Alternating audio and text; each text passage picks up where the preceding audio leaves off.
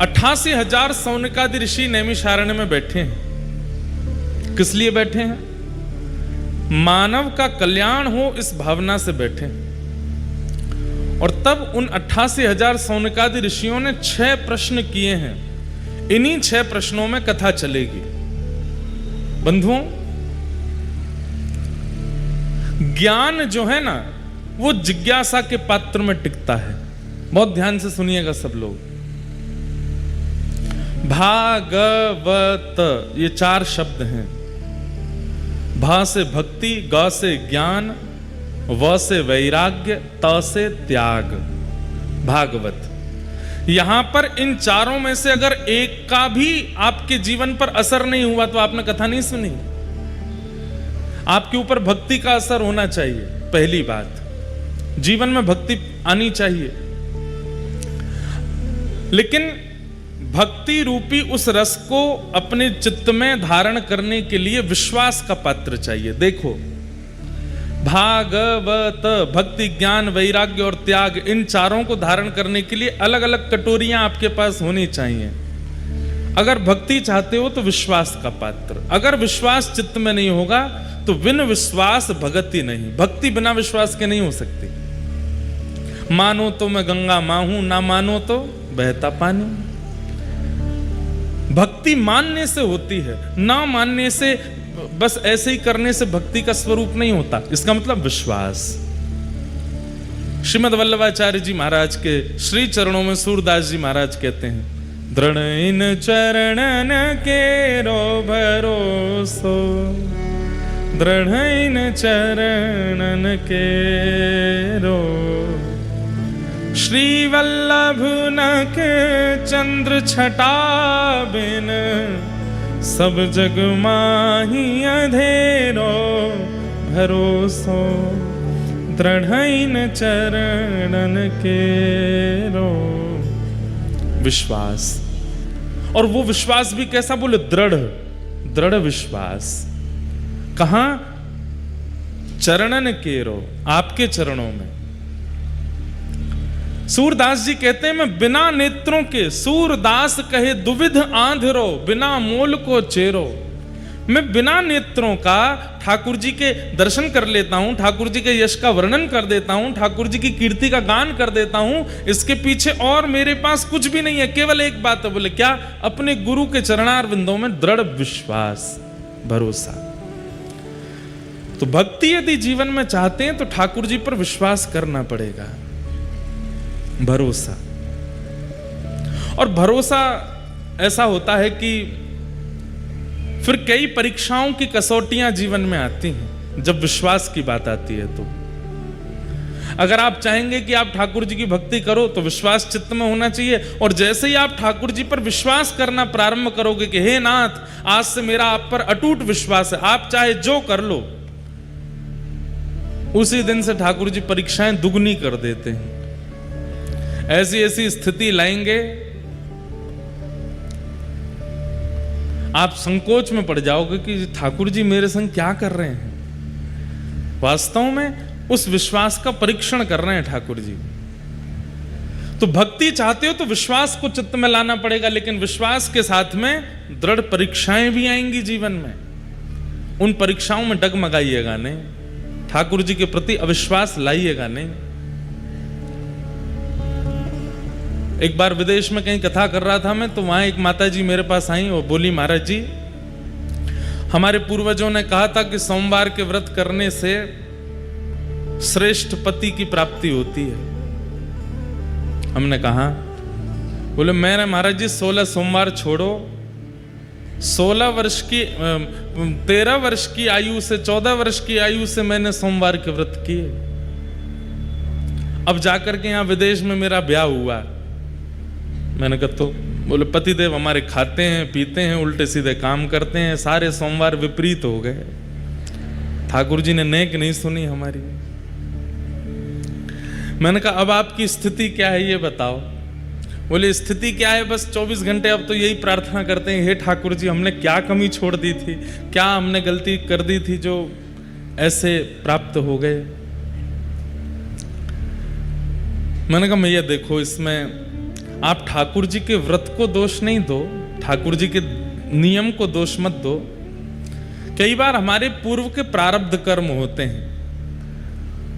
अब व्यक्ति चाहता है कि मैं पैसे दे करके, जैक लगा करके, कैसे भी करके पास हो जाऊं, लेकिन पढ़ाई नहीं करी होगी तो कैसे पास होगा?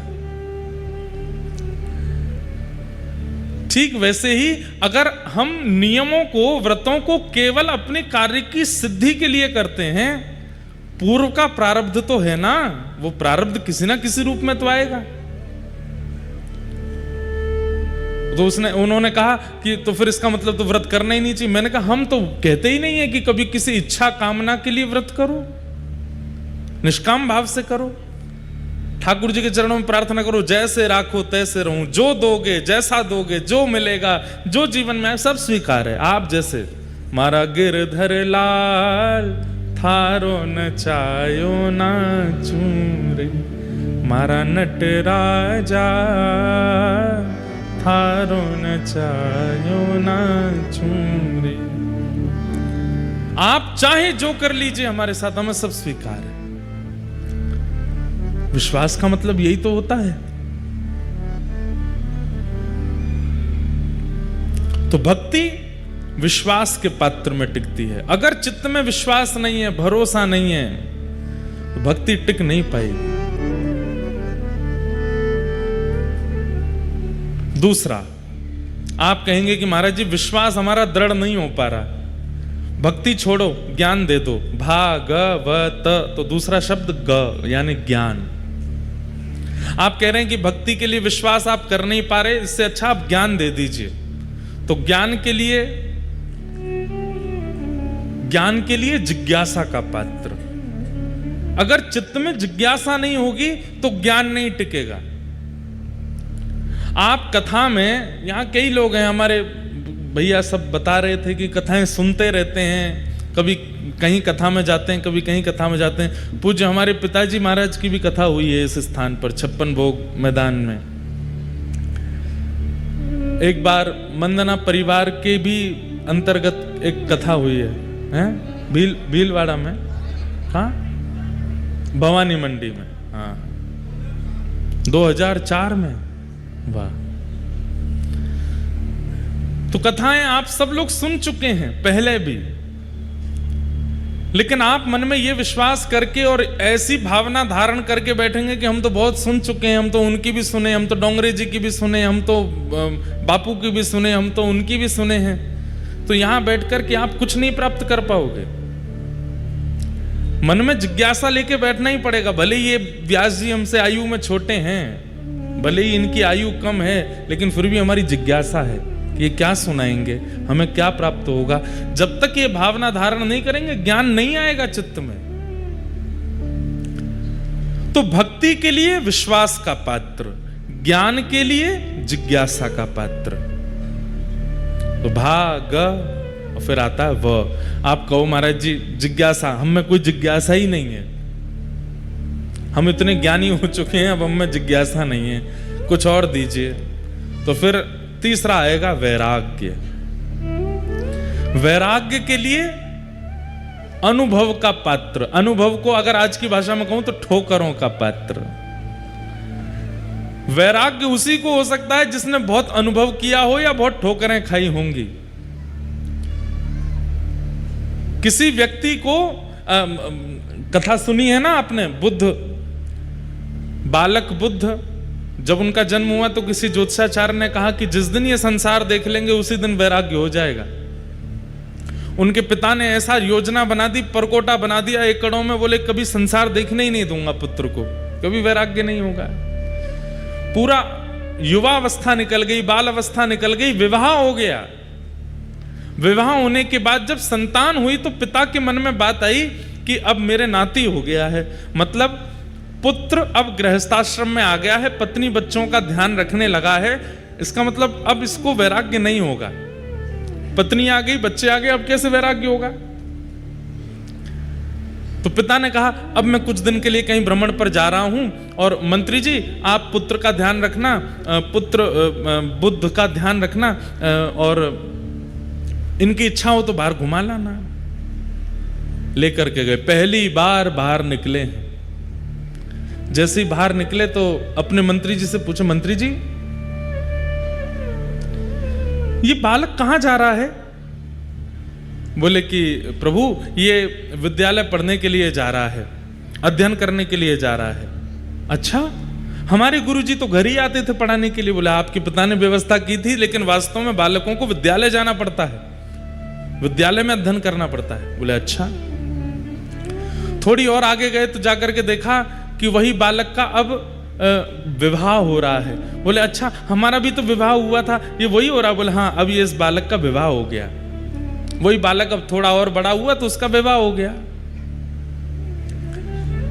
आगे एक व्यक्ति अपनी पत्नी और बच्चों के साथ जा रहा था। बोले ये क्या हो रहा है? बोले कि अब गृहस्थ आश्रम में प्रवेश करने के बाद पत्नी और बच्चों की इच्छा पूर्ति के लिए निकला है। अच्छा, थोड़ा और आगे जाकर के देखा तो क्या देखा कि एक वृद्ध पड़ा था बिस्तर पर, खांस रहा था, बीमार हो गया था। बुद्ध बोले ये क्या हो रहा है? बोले कि महाराज, व्यक्ति एक दिन वृद्ध हो जाता है और वृद्धता में उसको कोई रोग लग जाता है, और रोग लगने पर फिर उसकी ऐसी रुग्णावस्था हो जाती है। थोड़े और आगे जाकर के देखा तो 5 लोग रो रहे थे और एक शव पड़ा था, और पत्नी कह रही थी मेरे पति चले गए, बच्चे कह रहे थे हमारे पिता चले गए, माता पिता कह रहे थे हमारा बेटा चला गया, भाई कह रहे थे हमारा भाई चला गया। बुद्ध ने जैसे ही वो दृश्य देखा, बोले ये क्या हो रहा है? बोले कि महाराज, ये हमारे जीवन का काट्य सत्य है, एक दिन हमारी मृत्यु हो जाती है। पत्नी, बच्चे, घर परिवार सब बैठे रह जाते हैं और हम लोग चले जाते हैं। इसका मतलब एक दिन मेरी भी मृत्यु होगी। मंत्री जी बोले आया है सो जाएगा, जो आया है उसको जाना तो पड़ेगा।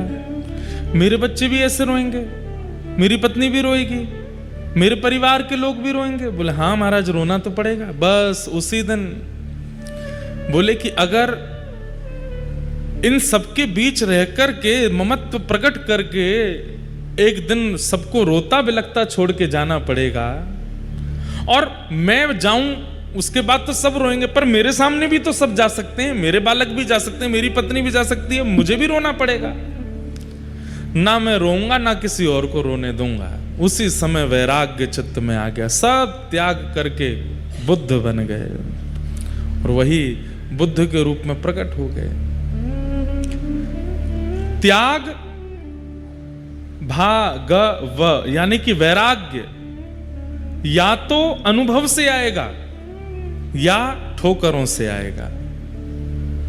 जीवन में जितने उतार चढ़ाव आते जाएंगे, जैसे जैसे लोग मिलते जाएंगे, उन लोगों से मिलने के बाद में आप लोगों को कई चीज का अनुभव होता रहेगा, वैराग्य आता रहेगा चित्त में। तो वैराग्य के लिए अनुभव का पात्र होना चाहिए।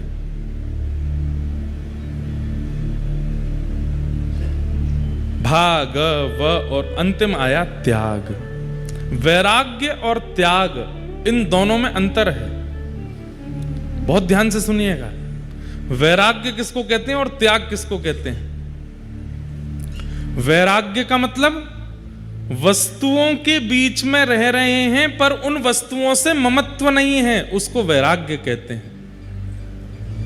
और त्याग किसको कहते हैं? जहां पर वस्तु भी नहीं है और उसके प्रति ममत्व भी नहीं है, वो त्याग है। वैराग्य की चरम स्थिति त्याग कहलाती है।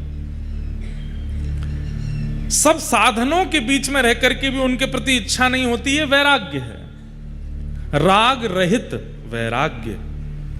और जहां साधन का भी त्याग और उसके प्रति इच्छा का भी त्याग, वो त्याग कहलाता है। तो त्याग अंतिम स्थिति है।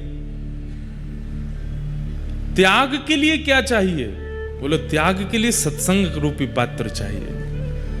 जब तक सत्संग नहीं बनेगा, जब तक संग नहीं बनेगा, जब तक अच्छे लोगों के बीच में रह करके भगवत चर्चाएं नहीं मिलेंगी, तब तक त्याग नहीं बन सकता जीवन में।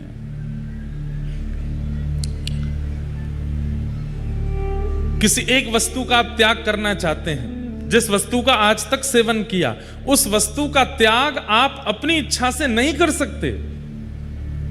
और वस्तु का त्याग कर भी दोगे लेकिन मन में वो वस्तु चलती रहेगी। मन तो हो रहा है खा लूं, मन तो हो रहा है थोड़ा सा इसको पी के देख लूं, मन तो हो रहा है थोड़ा सा इसका सेवन तो कर लूं, मन से भी नहीं जाएगा। मन से और तन से दोनों रूप से त्याग तो तभी हो सकता है जब सत्संग मिलेगा। सत्संग का मतलब इसको नहीं कहते जो हम कर रहे हैं, यह भी सत्संग है, पर सत्संग के और भी कई रूप हैं। और कौन कौन से रूप हैं? वस्त्र भी सत्संग कहलाते हैं। आप क्या पहनते हो? अभी हम जीन्स पहन के आ जाएं फटी हुई और मंच पे आके प्रवचन करने लगे, किसी पर कोई फर्क नहीं पड़ेगा हमारी बात का। वास्तव में फर्क पड़ता भी वस्त्रों से है। क्या पहनते हैं? धोती पहनते हैं, बगलबंदी पहनते हैं, तिलक लगाते हैं, शिखा धारण करते हैं, कंठी माला पहनते हैं, सब कुछ सत्संग कहलाता है। आपका श्रृंगार भी सत्संग है, आपका आवरण यानी कि वस्त्र भी सत्संग है, आपका उठना बैठना भोजन भी सत्संग है। आप क्या खाते हैं क्या नहीं खाते हैं उससे भी सत्संग का प्रभाव होता है। कैसों के संग बैठते हैं, किससे मिलते हैं, कहां जाते हैं, कैसी स्थिति का प्रयोग करते हैं, सब सत्संग है। और इन सब का वातावरण जब होता है, अब देखो एक बात आपको बताएं, बाहर कोई स्ट्रीट फूड मिलता है ना, जो रोडों पर ठेला लेके घूमते हैं भैया, वहां आप खाने जाओ, कुछ आपको खिला देगा, जैसा होगा वैसा खिला देगा। लेकिन जैसे हम जाएंगे ना धोती बगलबंदी पहन के, तो अगर व्यक्ति ठीक होगा तो पहले महाराज जी 1 मिनट रुको, पहले बर्तन धोऊंगा, बर्तन धोएगा, फिर हाथ मांजेगा, सब साफ सुथरा करेगा, मक्खी मच्छर सब उठा देगा। क्यों? वो जानता तो है नहीं, लेकिन केवल वस्त्रों से उसको क्या अनुभव हुआ कि कोई सत्संगी महापुरुष है, इसके लिए हमको सामान्य वस्तु नहीं कुछ विशिष्ट देना चाहिए। फ्लाइट में एयर होस्टेस आपसे नॉनवेज पूछ भी लेगी, लेकिन हमारे तो वस्त्रों को देख करके पानी ही पूछती हैं बस। ठंडा पिएंगे कि सादा ये बता दीजिए, क्योंकि पता है भोजन तो करने वाले हैं नहीं। कैसे पता? वस्त्र भी तो सामने वाले के चित्त में कुछ प्रकट कर रहा है, तो वस्त्र भी सत्संग है, तिलक भी सत्संग है। आप अपने घर पर जब फ्री टाइम में बैठते हैं, किस आकृति में बैठते हैं उससे भी पता चलता है कि आप सत्संगी हो कि नहीं। पड़ गए सोफा पे पांव ऊपर करके, ये सत्संग नहीं। वो बैठते भी सत्संगी का बैठना भी एक अलग रूप में होता है, उठना चलना फिरना सब कुछ उसका सत्संग बन जाता है। उससे त्याग बनता है। ऐसा व्यक्ति जो वस्त्रों से लेकर के भोजन से लेकर के संगति तक में सत्संग को निश्चित रखता है, वो व्यक्ति कभी भी किसी भी वस्तु का त्याग बिना किसी ममत्व के कर सकता है। उससे त्याग बन जाएगा। त्याग के लिए सत्संग का पात्र।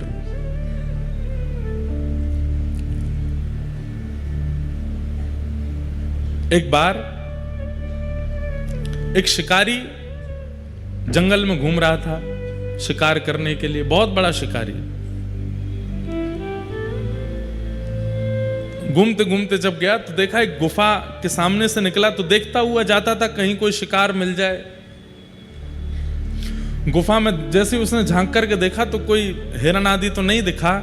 एक महात्मा बैठे थे, बड़ी बड़ी जटाएं उनकी, और महात्मा नेत्र बंद करके बैठ के ध्यान कर रहे थे। तुरंत अपना घोड़ा रोका और बोला कि मेरी माँ मुझसे कहती थी कि हम शिकारी हैं, हम वन में रहते हैं, हम मांस खाते हैं, लेकिन कभी भी कोई संत मिले, गुरु मिले, उससे प्रणाम जरूर करना, उससे आशीर्वाद जरूर लेना। दौड़ करके गया, महाराज जी प्रणाम, आपको वंदन करता हूं, आप इस जंगल में भजन कर रहे हैं, मैं इस जंगल का शिकारी हूं, मैं यहीं रहता हूं। महाराज जी ने नेत्र खोले, अच्छा बेटा खुश रहो। बोले अब मैं और तो कुछ आपकी सेवा नहीं कर सकता, मुझे बस ये बताइए कुछ पाएंगे, कुछ भोजन करेंगे, आप कुछ खाएंगे? नहीं नहीं बेटा, हम सब आनंद मंगल हैं, फलाहार करते हैं, फल खाते हैं, फल खा करके जीते हैं, और कभी 5-6 दिन में एक बार फल खा लेते हैं। फल खाते हैं, फल कोई खाने की चीज है? आप कहें तो मैं बढ़िया एक हिरन लेकर के आऊं, आप भोग लगाना, मुझे भी दे देना। अब संत बेचारे अब क्या बोले उसको। तो अब देखिए सत्संग का प्रभाव कैसा होता है। संत थोड़े मुस्कुराए। अब उसको ये तो नहीं कहा कि बेटा हम लोग मांसाहार आदि नहीं करते। उसको क्या बोले, तुम जो हिरण पाते हो ना वो तो सामान्य है, मैं तो एक बहुत ऊंचे हिरण की खोज में बैठा हूं, जब तक वो नहीं मिलेगा तब तक आहार ग्रहण नहीं करूंगा। अरे महाराज आप नहीं जानते, ये इतने कोस का जंगल, उसका सबसे बड़ा शिकारी हूं मैं, यहां कोई हिरण मुझसे भाग के नहीं जा सकता, शेर के चंगुल से बच जाएगा, मुझसे नहीं बच सकता। आप बताइए कैसा हिरण चाहिए आपको। महाराज जी बोले रहने दो, तुम ला नहीं पाओगे उसको। बोले नहीं नहीं बताइए। तो बोले लिखो कैसा हिरण है। कस्तूरी तिलकम ललाट पटले वक्षस्थले कौस्तुभम नासाग्रे वर मुक्ति कंतर तले वेणु करे कंकणम सर्वांगे हरिचंदनम सुललितम कंठे च मुक्तावली गोपस्त्री परिवेष्टितो विजयते गोपाल चूड़ामणि। बोले जिस हिरण की आश में मैं भूखा बैठा हूं वो हिरण कस्तूरी का तिलक लगाता है। शिकारी बोला कस्तूरी तिलक लगाता है हिरण? मैंने ये तो सुना कि कस्तूरी उसके नाभि में होता है, पर उसका चंदन बना करके अपने माथे से लगा के घूमता है, ये हिरण तो पहली बार देखा सुना। बोला हाँ वो कस्तूरी का तिलक लगाता है। कानों में नासिका में मोती पहनता है। अच्छा मोती पहन करके घूमता है हमारी तरह? बोला हाँ। और इस हिरण की विशेषता क्या है? बोले पीतांबरी पहनता है, निर्वस्त्र नहीं घूमता है, पीतांबरी धारण करता है, धोती पहनता है, और सबसे बड़ी विशेषता अधर पर वेणु रख करके अपने कर कमलों से बजाता है। शिकारी बोला जीवन निकल गया, ऐसा हिरण तो नहीं देखा मैंने। बोले इसीलिए तो इस वाले हिरण को हम पाना चाहते हैं, उसी के लिए बैठे हैं यहां पर। महाराज मैं आपको वचन दे करके जा रहा हूं, वो इसी वन में है ना, आप बस इतना बताओ। बोला हाँ वो सब जगह है, वो यहां पर भी है। मैं आपको वचन देता हूं जब तक ये हिरण नहीं मिलेगा मैं भी भूखा रहूंगा, मैं भी शिकार नहीं करूंगा, इसी हिरण को पकड़ के लाऊंगा, तब तो आप स्वीकार करेंगे ना, उसको पाएंगे फिर मुझे भी दे देना। बोला हाँ फिर पाएंगे हम, लेके आओ। अब महाराज जी ने तो ऐसे टरका दिया, लेकिन एक क्षण का वो सत्संग किया गया। अब वो तो शिकारी सीधा था, उसको ज्यादा हम आप चतुर जैसे लोग थोड़े ही हैं, हम तो बहुत चतुर हैं। हमारे सामने कोई महात्मा ऐसे बोलते तो हम तो तुम हिरण थोड़ी है, ये तो भगवान की बात कर रहे हो आप, हम तो 2 मिनट में बोल देते। लेकिन बेचारा सीधा बोला ठीक है मैं अभी जाता हूँ। निकल गया। दिन रात पहाड़ों में, नदियों में, तालाबों में, पोखरों में, सघन वन में जाता है और केवल ढूंढ रहा है तिलक लगा करके वंशी बजाने वाला, पीतांबरी पहनने वाला हिरण मुझे मिले। 1 दिन, 2 दिन, 3 दिन, 5 दिन बीत गए। भूख के कारण व्याकुल होने लगा, मुख सूखने लगा। अब तो बस सामने से हिरण निकलते हैं तो उसको इच्छा तो बहुत होती कुछ खा लूं, लेकिन सोचता है मेरे गुरुजी भूखे हैं, मैं कैसे पाऊं, जब तक वो हिरण नहीं मिलेगा तब तक नहीं जाऊंगा। 7 दिन बीत गए। प्राण जब निकलने को होने लगे, आंखें खुलनी बंद हो गईं। अब स्थिति अपने वश में नहीं थी। ठाकुर जी उसके भाव पर रीझ गए। बोले बताओ हमको ढूंढ रहा है, भूख प्यास से व्याकुल होकर के हमको ढूंढ रहा है, हिरण के रूप में ढूंढ रहा है। इतने में ही मोर मुकुट धारण किए, कानों में सुंदर मोती धारण किए हैं, नाक में सुंदर मोती पहने हैं, पीतांबरी पहने हैं, ललित गति विलास वल्गुहास, टेढ़ी मेढ़ी चाल चलते हुए सघन वन से वेणु का नाद करते हुए कस्तूरी की सुंदर सुगंध आने लगी, चंदन की सुगंध आने लगी। तभी देखता है कि सामने से नीलांबर ठाकुर जी पीतांबरी पहन करके वेणुनाद करते हुए, मोर पिच्छ का मुकुट धारण करते हुए उसके सामने अधरों पर वेणु धारण करके मधुर स्वर से वेणु बजाते हुए आ रहे हैं। गुरुजी ने जितना बताया था सब देख रहा है। कस्तूरी की सुगंध आ रही है, नाक में मोती पहना है, कानों में कुंडल पहने हैं, पीतांबरी पहन रखी है, नील कांति नील वरण है। और ये हिरण तो नहीं है पर नेत्र तो मृग जैसे ही है, मृगनयन है। संभवतः यही वो हिरण होगा, श्रृंगार करके हमारे जैसा, मानवों जैसा लग रहा है। तुरंत प्रसन्न हो गया, वो मिल गया हिरण। अब क्या करूं, कैसे पकड़ूं? तो जैसे हिरण को पकड़ता है चुपके से, वैसे ही ठाकुर जी के पीछे धीमे धीमे चल रहा है, और हिरण पकड़ने वाला जाला हाथ में लेकर के चल रहा है। ठाकुर जी मधुर मधुर स्वर से वेणु बजाते हुए गजगामिनी चाल से आगे चल रहे हैं, पीछे पीछे वो शिकारी चल रहा है। जैसे ही देखा मौका है, तुरंत जाला फेंका, ठाकुर जी को उसमें बंदी बनाया, पकड़ लिया पकड़ लिया पकड़ लिया, आ गया मेरे चंगुल में।